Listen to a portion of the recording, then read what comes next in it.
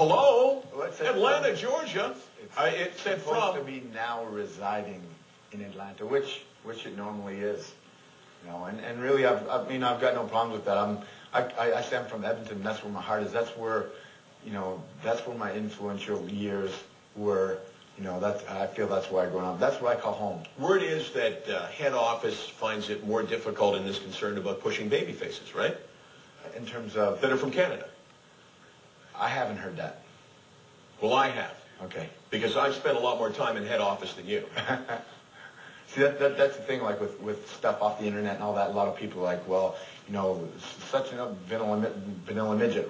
I've never heard him say that. He's never came up to me and said that. So it's like, where did you hear it from? All right, I heard it from so-and-so. Well, you better go find out where he heard it from. You didn't care though, right? Anyway, No, I don't care, no. Big deal. We're talking about the Canadian guys, and I know you're tight with a lot of those guys, right? Yes. There's a real group that stays together. You watch each other's back, right? Somewhat. Yeah, just go with me. I'm not going to bust you on this. So, but a guy that you are really close with, right, is Eddie Guerrero. I asked you beforehand, on Raw, who were you closest with, and you said over the years Eddie Guerrero, without question. Yeah. Tell me about his fall and his comeback. So let's take it in order. First of all, the fall. Eddie, he had a few accidents. He had some vehicle accidents, along with what we do to our bodies. And, with the pain medication and whatnot, and between that and the alcohol, it consumed him, as a person, and became a bad habit that he couldn't control. And he fell. I mean, if anyone has ever fallen as deep, I've never seen anyone fall as deep as he has. And I was very concerned for him.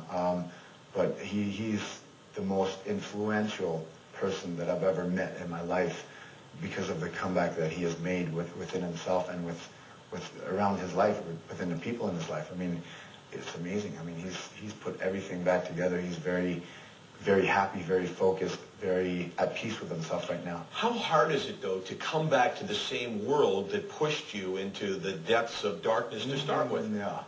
The world doesn't push you into the depths of darkness. You do.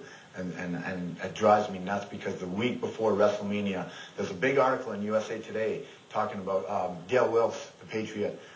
Raven was in there.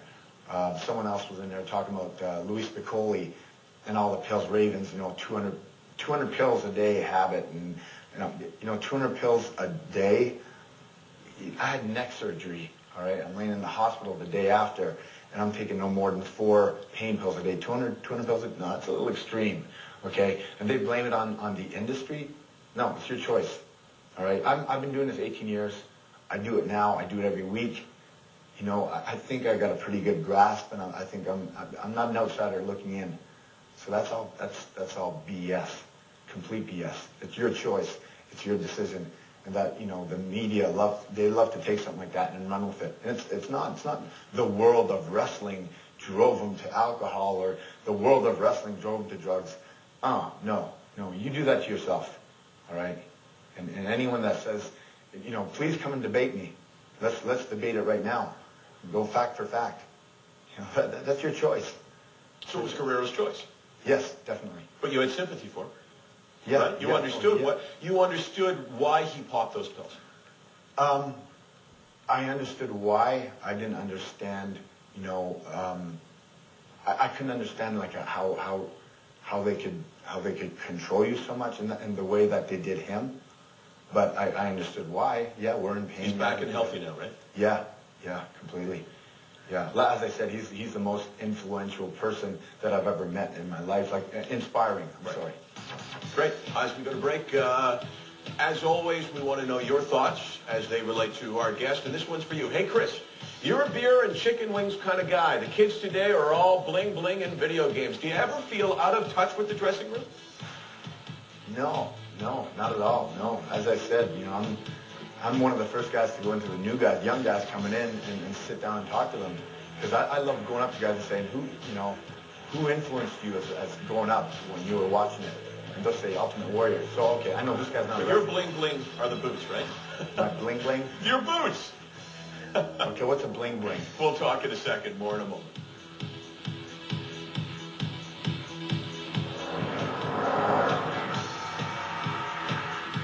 To me, at least, The belt is artificial. We're with Chris Benoit, great Canadian wrestler. They give the belt to you because they think it's good for the company, not necessarily because you deserve it. But what has distinguished Chris Benoit for years and years is the fact that people around the world say, you are technically as good a wrestler as has ever wrestled.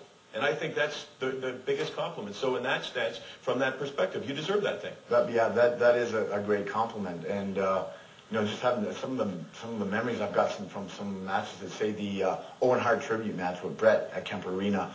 The response that I got from the fans, the respect.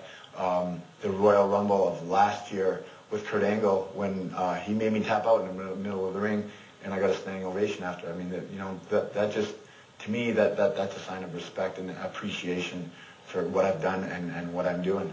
And all that combined with winning the belt at WrestleMania 20, and that fashion, making Triple H tap out, who has never tapped out to anyone, mid-ring, no interference, that means a lot to me. And it also means a lot that, it's a business, right? And you've got to drive people's interest if you're the champion. WrestleMania 20, second highest, I think, grossing WrestleMania in terms of pay-per-view that you've had, which is fabulous, right? And that's good on your resume. Yeah, most definitely. And you now have to talk about next pay-per-view. Tell me about that. Yeah, before we go to that, in terms of that... No, I'm calling the interview here. Okay, Benoit, okay?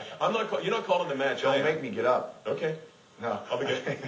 No, to me, it was a team effort. I don't think the people... First cliche of the day, right there, the people don't come to see one person, one match.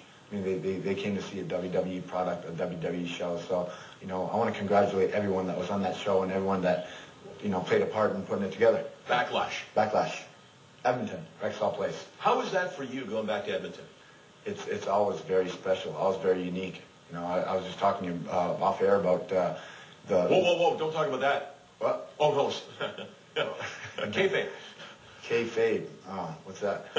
I don't know. I just don't know. You ever met her? What's that? You ever met her? I hear she's super hot, absolutely. You playing with me here? Pay-per-view, Viewer's Choice in Canada, April the... 18th, that's Backlash in Edmonton. Yep. Very cool. Yeah, very cool. So we got 20 seconds left. I don't imagine you're going to wrestle till you're 50, given how you put your body through so much punishment. How much longer? I believe once I can't do what I love to do, once I can't go in there and give the rolling suplexes, once I can't do the headbutt, once I feel that I'm embarrassing myself, I hear you. I'm out. I'm going to retire once I can't kiss another guest's ass the same way I can right now. And for you, it's totally genuine. You're amazing. Thank you, Mike. Appreciate it. Off the record.